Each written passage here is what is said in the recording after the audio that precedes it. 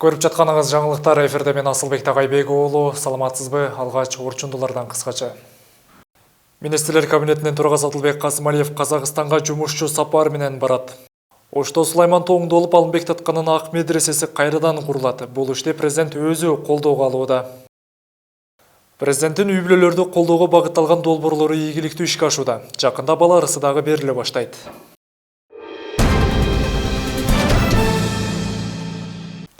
Алгач расмий маалыматтардан Кыргыз Республикасынын президентине караштуу тарых илимин өнүктүрүү боюнча комиссиясынын кезектеги кеңешмеси мамлекеттик катчы Арслан Койчиевдин төрагалыгы алдында өттү. Жыйында улуттук тарых илимин өнүктүрүүгө багытталган бир катар маанилүү маселелер каралды. Анын ичинде кыргыз тарыхы боюнча 15 томдук фундаменталдык эмгектин долбоору талкууланып, жыйынтыгында эмгектин структурасы жана мазмундук багыттары бекитилип, автордук жааматынын курамы аныкталды. Ошондой эле кол жазмаларды тапшыруу мөөнөтү белгиленди. Мындан тышкары маданий мурастарды даңазалоо жана коомчулукка жеткирүү маселелерине да өзгөчө көңүл бурулду. Бишкек шаарында байыркы кыргыз жазууларын чагылдырган инсталляциялык комплекстүү түзүү демилгеси каралып, тиешелүү мамлекеттик органдарга тапшырмалар берилди.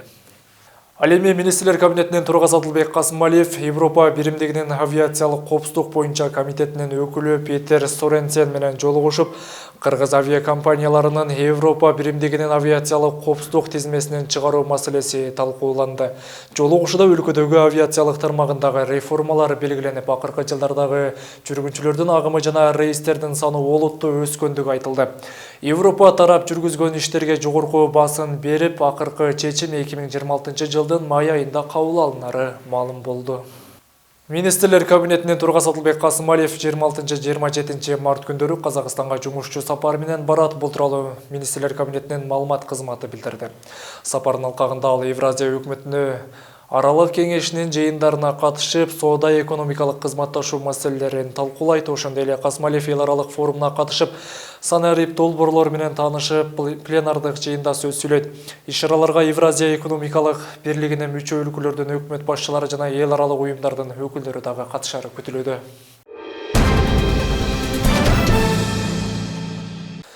Өлкө башчысы Садыр Жапаровдун жөлөк пулдары жөнүндөгү мыйзамы аймактарда аткарылууда. Маселен, Кара Суу районунда ушул тапта бала ырысы жөлөк пулу кантип, кандай шартта берилери түшүндүрүлүп жатат.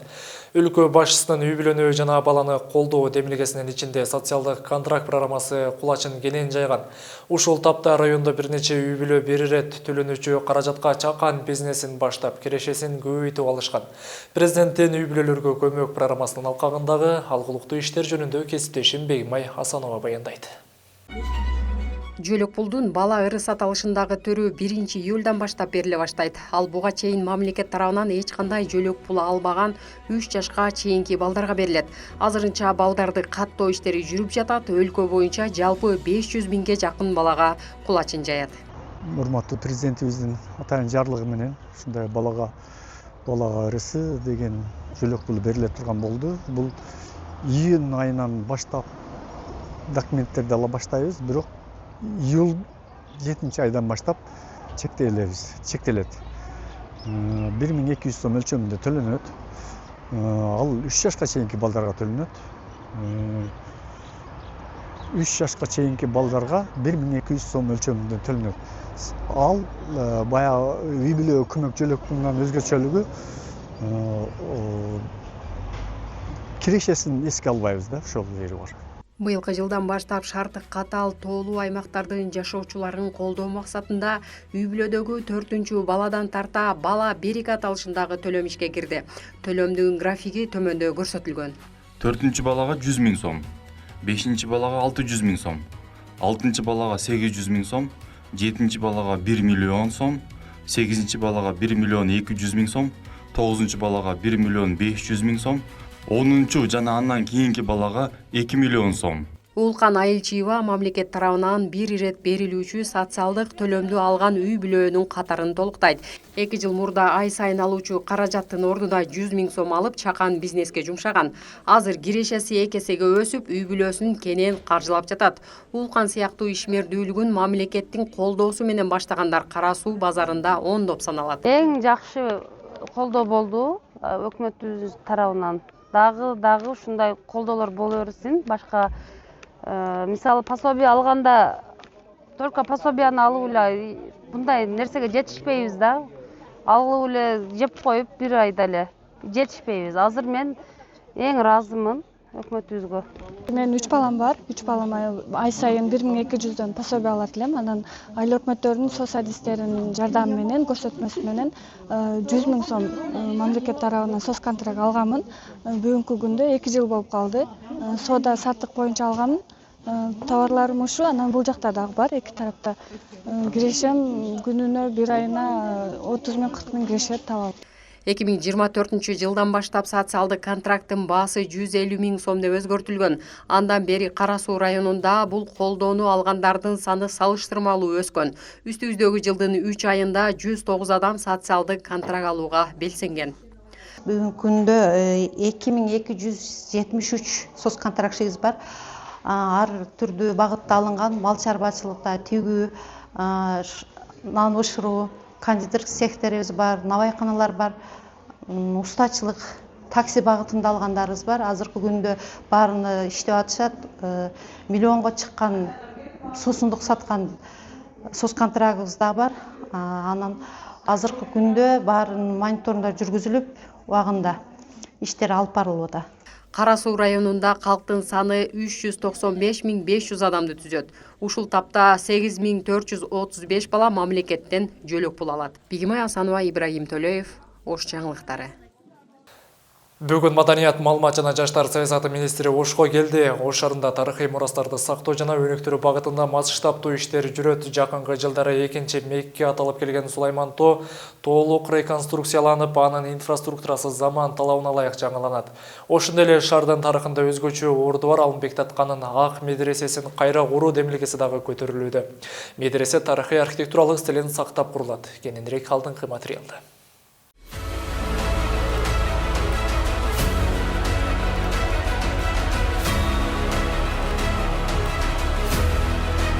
Ош шаарына келген конок биринчи кезекте дал ушул Сулайман Тоого бет алат. Анткени бул тоо бир гана жаратылыштын эстелиги эмес, тарыхый мурас катары Ош шаарынын визиттик карточкасы болуп эсептелинет.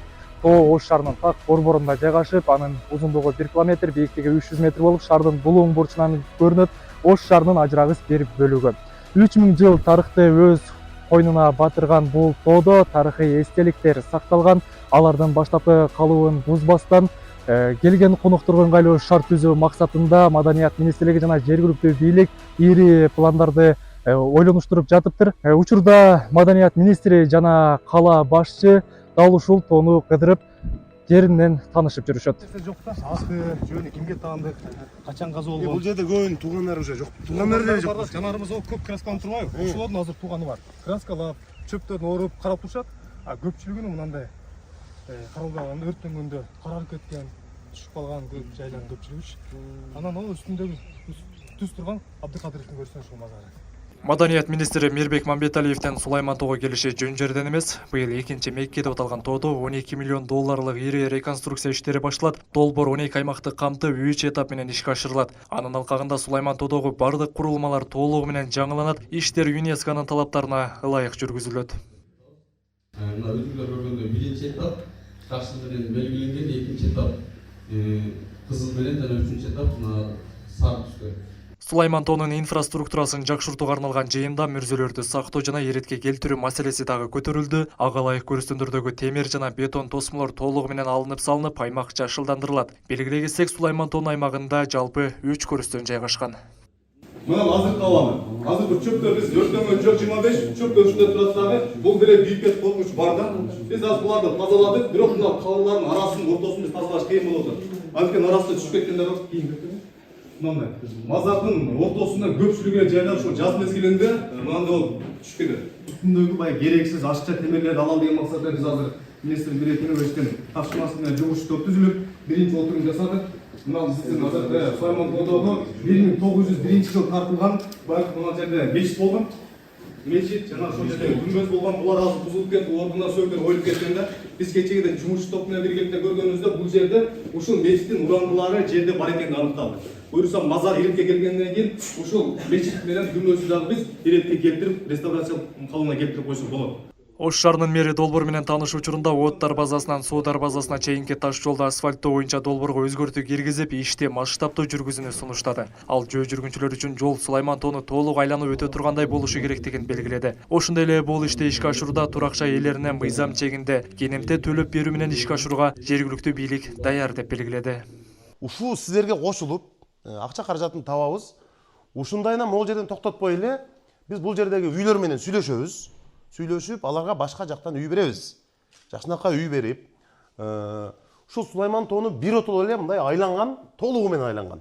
Бул жерде жанагы чек ара кызматынын эмеси турбайбы, Медер мырза? Программа бар да. Анан ошонун үстү менен өтсөк, мисалы, бир отол эле бул жака биз дагы кошулуп, техникабыз дагы жетиштүү, акчабыз дагы бар, сиздер менен кошулуп азыркы долбоорго. Ошондо биргеликте мындай камыр-жумур сонун бир тарыхый иш жасаган болот элек да. Келген адамдар, шаардыктар дагы, шаарыбыздын меймандары дагы келип туруп, бул жерден жана электрокарлар деп атпайбызбы? Бул жерде эч кандай жанагындай чоң курулуш жок. Курулуш жок. Бай ЮНЕСКО сразу эле чочуп атпайбы ЮНЕСКОчу? Бул жерде биз курулуш кылбайбыз. Болгону веложол, тротуар, анан көрктөндүрүү. Тескерисинче ал баарыбызга керекти да. Көчөттөрдү тигип, анан жолдорду токтоп, мына электрокарлар токтосо, жолдор болсо, бул жерде Мирбек Кемелович, жанагы адамдар токтоп, ошол жерден суу алып, бул жакта үйлөр менен сүйлөшөбүз. Аларды жанагы ЮНЕСКОго арызына тургандай кылбайбыз биз. Бардыгын ыраазы кылып сүйлөшүп, бир 10дон ашык үй бар экен.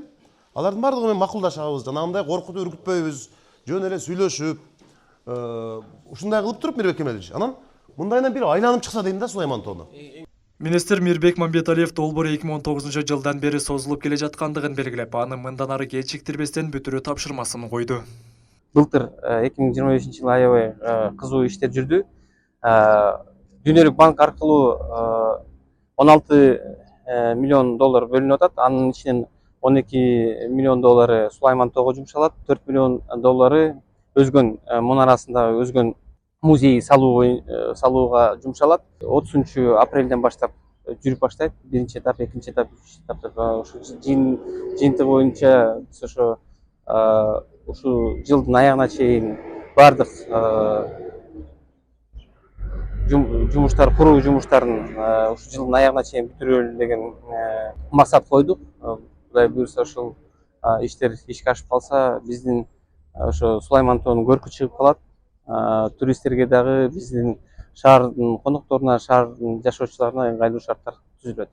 Андан соң министр Ош шаарындагы Рыспай Абдыкадыров атындагы филармониянын абалы менен таанышты. Имарат 1987 жылы курулган жана учурда капиталды оңдоого муктаж. Жолугушууда оңдоо иштеринин эскиздик долбоорлору жана жаңы филармониянын долбоору сунушталды. Шаардын борборунан 2 гектарга жакын жер бөлүнүп берилсе, 2000 орунга жакын заманбап маданий жай курулары айтылды.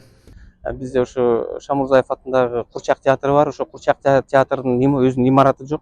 Ошол Курчак театрын ошо филармония жайгашкан имаратка көчүрүп келсек деген. Эми ага чейин көчүрүп келгенге чейин биз албетте капиталдык оңдоп түзөөдөн өткөрүп, андан кийин ушу биздин кичинекей жаш көрүүчүлөрүбүзгө ыңгайлуу шарттар түзүп туруп, анан көчүрүп келебиз. Жер тилкеси чечилсе, каражат маселеси каралат. Кудай буйрса, мына урматтуу президентибиз Садыр Нуркожоевичке да кайрылабыз.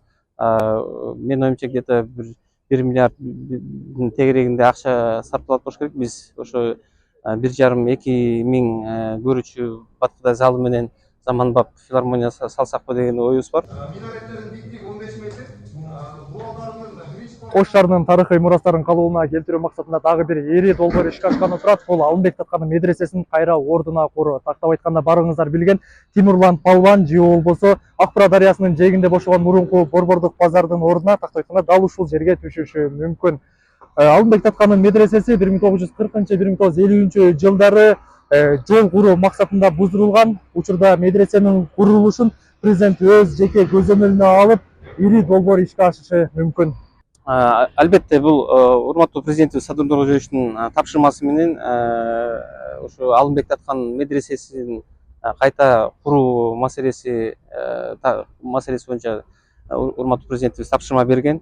Албетте азыр мына жергиликтүү бийлик менен да сүйлөшүп атабыз. Ошол жерге баягы тарыхый жерин азыр аныктап атабыз. Мына жерде картада чарып келдик. Негизги эски орду Тимур Палван жакта болгон. Акбаранын оң тарабында. Эми бүгүн мына Байески базардын орду баягы атайын туристический объект курулган үчүн элдерге ушунун ортосунда ошол эле эмеге жанында курулуп атат. Эң сонун сунушталып атат. Ошол жерге сунушталып жактырылып, Кудай буйрса мына бүгүн министр маданият министрибиз дагы, шаар мэри дагы өзү колдоп буйрса ишке ашкан атат да. Ошондой эле Ош шаарындагы музыкалык окуу жайлардын абалы менен таанышып, маданият тармагындагы көйгөйлөрдү жеринен көрүп чыгышты. Асылбек Тагайбек уулу, Маруф Шакиров, Ош жаңылыктары.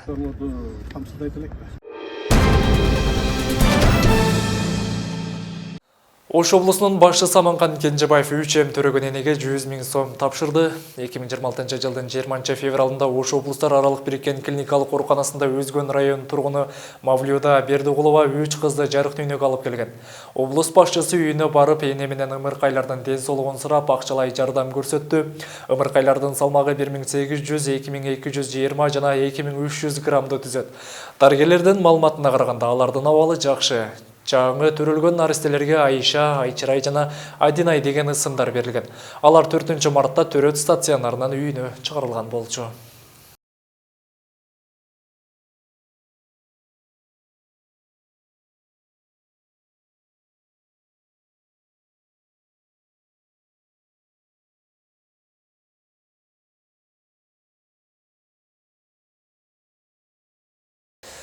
Ал эми Ноокат районунда мектепке чейинки билим берүү маселеси корч бойдон турат. Агартуу министрлигинин маалыматына ылайык, учурда райондо 40 000ден ашуун бала бар болсо, алардын 13 000ден ашыгы гана бала бакчага тартылган.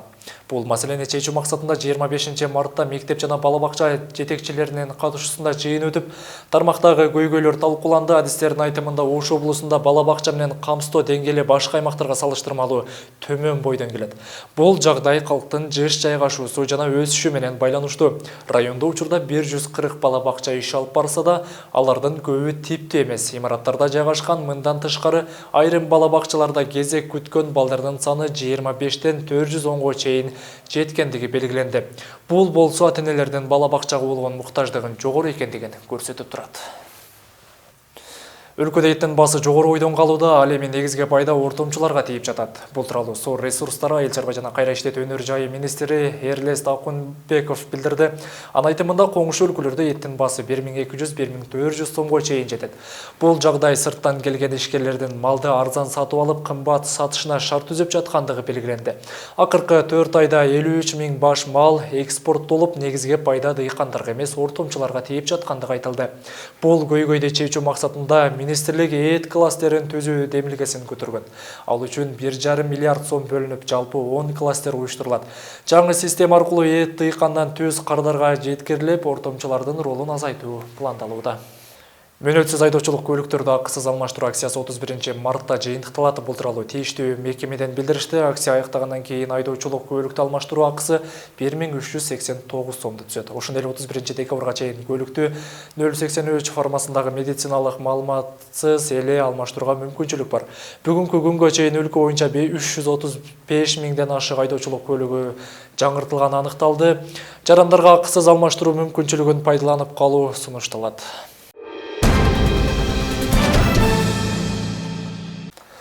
Ош шаарында күч колдонуп телефон тартып алган факты боюнча 2 шектүү кармалды. Бул тууралуу шаардык милициядан билдиришти. Арыз ээсинин билдирүүсүндө 19 мартка караган түнү Енисей маркетингинин алдында белгисиз адамдар iPhone 15 үлгүсүндөгү телефонун тартып алышкан. Ыкчам иликтөөнүн натыйжасында 2004 жана 2007 жылы туулган 2 жаран кармалуу убактылуу кармоочу жайга киргизилди. Алардын бири мурда тоноо фактысы боюнча соттолгондугу белгилүү болду. Алдын ала маалыматтарга караганда, шектүүлөр Ош шаарында 10дон ашык студентти, анын ичинде чет өлкөлүк жарандарды да тооногон деп шектелүүдө. Учурда тергөө иштери улантылууда. Милиция жабыркагандарды кайрылууга чакырат. Стамбул шаарында кыргыз кинематографиясын танытууга багытталган кино күндөрү башталды. Бул тууралуу Кыргызстандын Стамбулдагы башкы консулдугу билдирди. 24 мартта Атлас кинотеатрында кыргыз кино күндөрүнүн ачылыш аземы өттү. Иш-чарага кыргыз жана түрк кино ишмерлери, дипломаттар жана көрүүчүлөр катышты. Иш-чаранын негизги максаты кыргыз кинолорун эл аралык деңгээлде таанытуу жана чет өлкөдөгү мекендештерди бирдиктүү экендигин белгиленди. Ачылыш күнү режиссер Актан Арым кубат тарткан кара, кызыл, сары тасмасы көрсөтүлдү. Кино күндөрүнүн алкагында дагы 2 фильм, Качкын жана Бейшеки көрүүчүлөргө сунушталат. Бүгүнкү жеткизейин деген маалыматтар мына ушулар. Ушул жана башка маалыматтар биздин интернет булактарда жеткиликтүү алуу үчүн ОТРК Ош деп издеңиз. Кайрадан эфир аркылуу амандашканча эсен туруңуз.